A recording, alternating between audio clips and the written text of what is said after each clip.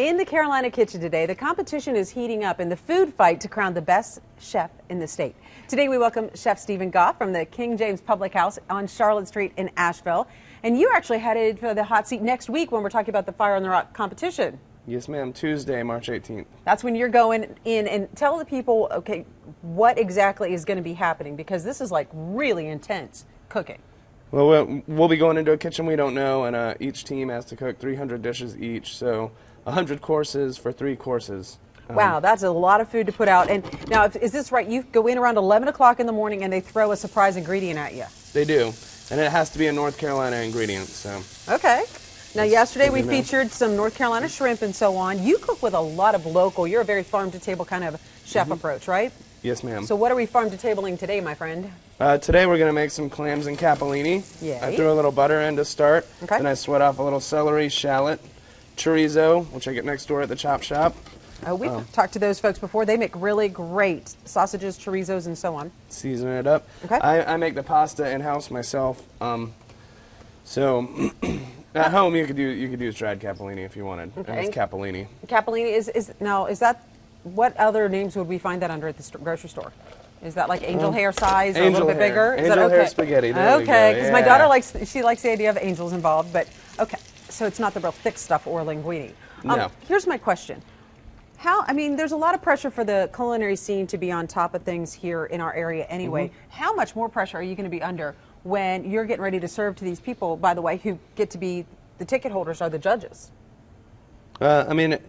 It's always more pressure because you have to see their reaction that day, that moment, and it's publicized. So. Yeah, and the whole world gets to know this. Okay, so you've added some more things here.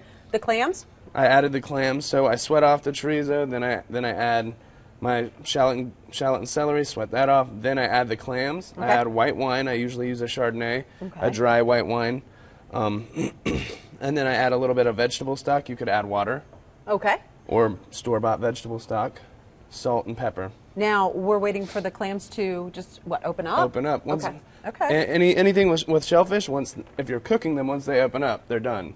If you haven't cooked them yet and they opened up, they're dead and you don't need to eat them. You toss those. Or you'll get sick. Do not do that. Yes, exactly. Now, tell people a little bit about this. Is this something I would find on your restaurant's menu? This is on my restaurant's menu. And I actually got these clams. These are North Carolina clams, which I got from the coast the other day. I have a guy that comes from the coast. As soon as he gets something, he brings me what he has from the coast. So. Ooh, you got inside track to delicious food. Okay, let's talk a little bit more about what other items will be on your menu, because you name your restaurant as, what do you call it? Nose to tail? Nose to tail eating. Yeah. So you are serving up all kinds of delicacies. Right now we have pig ears, crispy pig ears on the menu. We have tempura fried pigtails. We have pork trotters. We have oxtail. Pretty much we're just trying to utilize every part of the animal. You know, an old chef thing is once you've taken an animal out of its environment, you owe it to that animal to use every part of it, you know, make every part of it as good as it can possibly be. Now, these are cooking up beautifully. Show me how you've plated those up over there. You've got the pasta going and everything. Over here, I would pre-cook the pasta. You can cook it at the same time you're cooking this. This takes about 8 minutes altogether.